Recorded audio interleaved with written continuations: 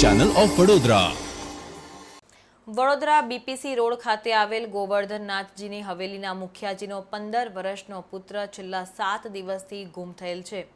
પરિવારે ગુમ થયેલા પુત્રને પાછો બોલાવવા મીડિયા મારફતે સંદેશો પાઠવ્યો છે। વડોદરાના બીપીસી રોડ ખાતે આવેલ ગોવર્ધનનાથજીની હવેલીના મુખિયાજીનો 15 વર્ષનો પુત્ર જીગર ગુરુવારથી લાપતા છે। પરિવાર પુત્ર જીગર ગુમ થતા તેમના પર આભ તૂટી પડ્યું હતું। જીગરના માતા પિતાએ મીડિયા સમક્ષ પોતાનો પુત્ર સુખરૂપે પોતાના ઘરે પાછો ફરે તેવો સંવેદનશીલ સંદેશો પાઠવ્યો છે। ભીની આંખોથી પોતાના કાળજાના ટુકડાને યાદ કરીને માતા પિતા અને જીગરના ભાઈ બહેન કકડી રહ્યા છે। શહેર પોલીસે અનેક સીસીટીવી કેમેરા તપાસ્યા છતાં હજી સુધી કોઈ પણ નક્કર પરિણામ આવ્યું નથી। બીજી તરફ લાપતા જીગરના તપાસમાં પોલીસે પણ કાર્યવાહી તેજ કરી છે, પણ તેઓ હજી સફળતાથી દૂર છે। વર્ષોથી ઠાકોરજીની સેવા અને પૂજા અર્ચના કરતા પિતાએ પુત્રને અનુરોધ કર્યો છે કે જો તે પોતાના ઘરે પાછો નહીં ફરે તો ઠાકોરજીની પૂજા અર્ચના કરવાનું છોડી દેશે। પોતાના કાળજાના ટુકડાને જે તે પરિસ્થિતિમાં હોય ત્યાં તે લેવા આવશે તેવી વાત જીગરના પિતાએ ભીની આંખે કહી છે। જ્યારે જીગરની માતાએ તેની યાદમાં અન્ન ત્યાગ કરી દીધો છે અને હૈયાફાટ રુદન સાથે તેમને પોતાના જીગરના ટુકડાને ઘરે પાછો આવવા માટે આહવાન કર્યું છે। ગુમ થયેલ જીગરની બહેને તેને યાદ કરીને વહેલી તકે ઘરે પાછો ફરે તેવી આજીજી કરી છે। જીગરના બહેન જીગર માટે હૈયાફાટ રુદન કરી રહી છે।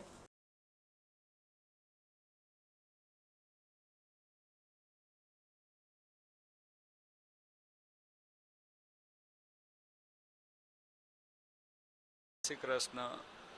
હું પહેલાં તો મારા ઠાકોરજી શ્રી ગોવર્ધનનાથજી શ્રી દ્વારકાધીશ પ્રભુને વિનંતી કરું છું કે મારો છોકરો તમને પગે લાગીને અહીંથી ઘરેથી નીકળી ગયો છે, તમે મારા છોકરાની રક્ષા કરો અને મારા છોકરાને તમે સહી સલામત અમારે ઘરે લાવીને સોંપો એવી પ્રભુના ચરણોમાં વિનંતી છે। અને મારો છોકરો મને લાગે છે આધ્યાત્મિક માર્ગ તરફ વળી ગયો છે, એ ક્યાંય ભક્તિના માર્ગમાં જવા ઈચ્છતો હતો।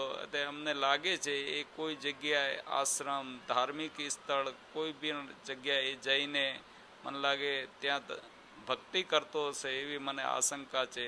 પણ મારા દીકરાને હું વિનંતી કરું છું, બેટા હું પણ સેવા કરું છું, ઠાકોરજીની પૂજા કરું છું, જો તારે આ જ કરવું છે તો બેટા તને કોઈ જાતનું પ્રેશર નહીં કરું, તું ઘરે આવી જા એકવાર બેટા। તારી મમ્મી જમતી નથી, તારી મમ્મી ખાતી નથી, તારી મમ્મી પીતી નથી, તો એકવાર ઘરે આવી જા। તારે સેવા કરવી હોય તો અહીં છૂટ છે, અહીં તું ઘરે રહીને તારી મમ્મીને સામે સેવા કરજે બેટા। એને અંજળ ત્યાગીને બેઠી છે, મારી હાલત ખરાબ છે, તું મારી વેદના સાંભળી જ્યાં હોય ત્યાં બેટા એકવાર પાછો આવી જા, પછી તારી ઈચ્છા હોય એમ કરજે। તને કોઈ જાતની અમે પ્રેશર નહીં કરીએ, તારે જે જીવન જીવવું હોય તને છૂટી છે, પણ એકવાર બેટા તું ઘરે આવી જા। આ પરિવાર બહુ જ દુઃખી છે, આખો પરિવાર રાજસ્થાનથી અમે બધા આવીને મારા ભાઈઓ મારી બહેનો એના મામાઓ બધા જ અહીંયા આવીને બેઠા છે, બધા જ બહુ જ દુઃખી છે બેટા। આવું સ્ટેપ ના લઈશ તું બેટા, તું જ્યાં હોય ત્યાં બેટા પાછો આવી જા। તને કોઈ જાતનું પ્રેશર નહીં, કોઈ કશું નહીં કે બેટા એકવાર તું, અને અહીંયા ઠાકોરજી છે, અહીંયા ઠાકોરજી તને સેવા કરવામાં મોકો આપશે બેટા। અહીંયા તારું જીવન સાર્થક થઈ જશે, અહીંયા સેવા છે ઘરે, તું લાલાની સેવા કરજે, પણ એકવાર તું બેટા આવી જા।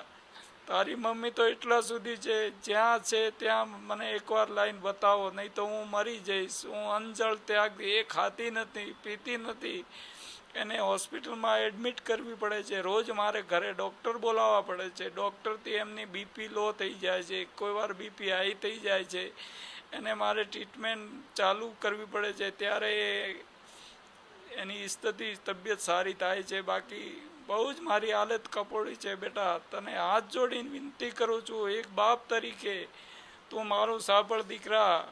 હું ઠાકોરજીની સેવા કરું છું, હું આ વસ્તુને સમજું છું, તું મારી વેદના સમજ બેટા। તને ખબર છે હું ધાર્મિક લાઈનમાં છું, આધ્યાત્મિક લાઈનમાં છું, હું તારી આ વાતને સમજી શકું છું।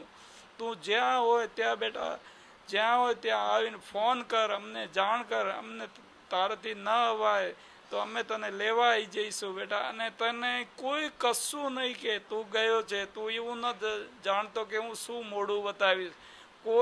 કોઈ જાતનું તને એમે નહીં પૂછે કે બેટા તું કેમ ગયો હતો. તું એકવાર ઘરે પાછો આવી જા. શ્રી ગોવર્ધનનાથજી પ્રભુ, મારા ઈષ્ટદેવ બધાને હું વંદન કરું છું કે મારા છોકરાને પરત ઘરે લઈ આવે. અને બહુ જ મને અહીંયા સહકાર મળે છે, મીડિયાનો પણ, પોલીસનો પણ, અને મારા સાથી સમાજ બંધુઓનો બહુ સાથ સહકાર મળે છે. એના બદલ હું બધા તમામનો ખૂબ ખૂબ આભાર માનું છું. અને હું એક જ છેલ્લે વિનંતી કરું છું, દીકરા તું જ્યાં હોય ત્યાં એકવાર પાછો આવી જા. તને કોઈ તારે રિઝલ્ટ ભણવામાં કોઈ જાતનું અમે પ્રેશર નહીં કરીએ. તું એકવાર ઘરે આવી જા, જે તારી ઈચ્છા હોય એ કરજે. અમે કોઈ તને રોકટોક પ્રેશર નહીં કરીએ. જય શ્રી કૃષ્ણ. મારું સારું બનતું હતું અને સારું બન્યું. જે તારી સાથે કંઈ વાત કરતો ના જ્યારે ગયો જોઈએ તે પહેલાં તમારી સાથે અઠવાડિયા પહેલાં કંઈ વાત થઈ હોય, ધાર્મિક વાતો થઈ હોય, ના છેલ્લા અઠવાડિયા 10 દિવસ મહિનામાં જયનું વર્તન કેવું રહ્યું હતું? એ બધાથી દૂર જ રહેતો. છેલ્લા અઠવાડિયા 10 દિવસ ભક્તિમાં કેવું એનું વર્તન થઈ ગયું?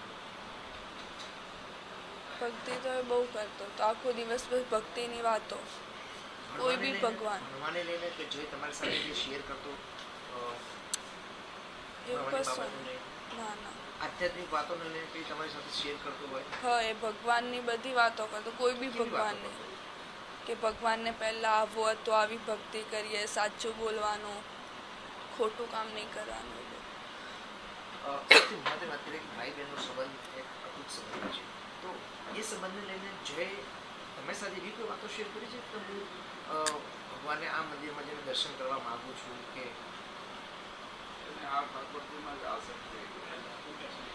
તમે જઈને પાછું બોલાવવા માટે શું કહેવા માંગો છો? જઈને બસ એ પાછો આવી જાય.